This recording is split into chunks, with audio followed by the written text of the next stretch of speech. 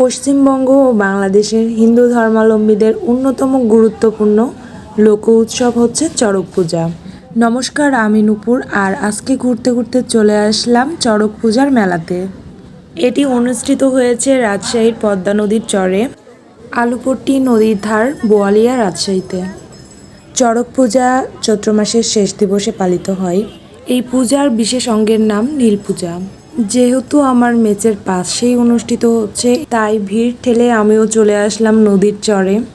এর আগে কখনোই এত কাছ থেকে চড়ক ঘোরানো দেখা হয়নি আমার, এই জন্য খুবই ভয় লাগছিল। যাই হোক, আমি একা আসিনি, আমার সঙ্গে বোন আসছে। দুইজন মিলে ভয়কে জয় করে লাস্টে চলে আসলাম। প্রচণ্ড গরম ছিল কারণ অনেক ভিড় ছিল। তারপরেও নদী থেকে হালকা হালকা বাতাস আসছিল, দমকা হাওয়া, অনেক ভালো লাগছিল। এই তো দেখতে দেখতে চড়ক ঘোরানো শুরু হয়ে গেল। চলুন এক ঝলকে দেখে আসি।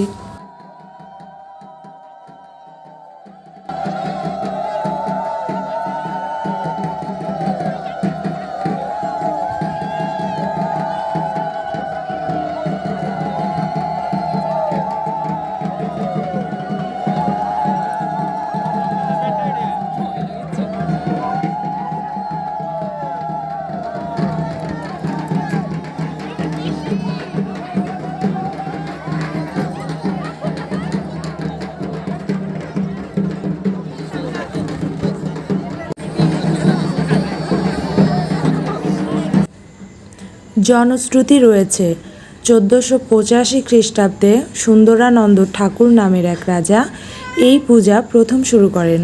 কথিত আছে এই দিনে শিব উপাসক বান রাজা দ্বারকাধীশ কৃষ্ণের সঙ্গে যুদ্ধে ক্ষতবিক্ষত হয়ে মহাদেবের প্রতি উৎপাদন করে আকাঙ্ক্ষায় ভক্তিসূচক নৃত্যগীতিরি ও নিজ গাত্র রক্ত দ্বারা শিবকে তুষ্ট করে অভীষ্ট সিদ্ধ করেন। চড়ক পূজা পশ্চিমবঙ্গ, ত্রিপুরা ও বাংলাদেশের হিন্দু ধর্মাবলম্বীদের অন্যতম গুরুত্বপূর্ণ লোক উৎসব।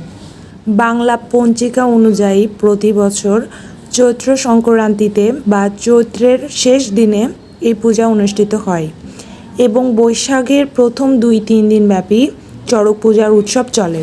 অনেকক্ষণ ধরে চড়ক খেলাটি হচ্ছিল, এখন শেষ হলো, আমরা রুমের দিকে যাব। মানুষজন আস্তে আস্তে ফিরতেছে। আমাদের মেস স্বচ্ছ টাওয়ার দেখা যাচ্ছে ওখানে।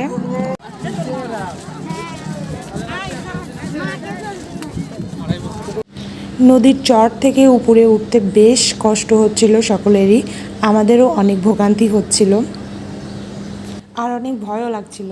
তো যাই হোক, উপরে উঠে গেলাম। এখানে হচ্ছে মহাদেবের মন্দির। মহাদেবের মন্দিরে সবাই প্রণাম করছিল, আমরাও প্রণাম করে নিব। প্রণাম করে আমরা এখান থেকে বেরিয়ে যাব। এখান থেকে বেরিয়ে 2 মিনিট হাঁটলেই আমার মেস। সব মিলিয়ে আমার তো অনেক ভালো লাগলো। আপনাদের কেমন লাগলো অবশ্যই জানাবেন। আজকে এখানেই বিদায় নিচ্ছি, দেখা হচ্ছে নেক্সট ব্লগে। ততক্ষণ পর্যন্ত সবাই ভালো থাকবেন, সুস্থ থাকবেন।